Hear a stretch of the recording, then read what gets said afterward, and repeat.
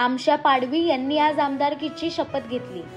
मी आमशा फुलजी पाडवी विधानसभा सदस्य म्हणून निवडून आलोने गांभीर्यपूर्वक शपथ घेतो की कायद्याद्वारे स्थापित झालेल्या आहे अशा भारतीय संविधानाबद्दल मी खरी श्रद्धा व निष्ठा बाळगेन।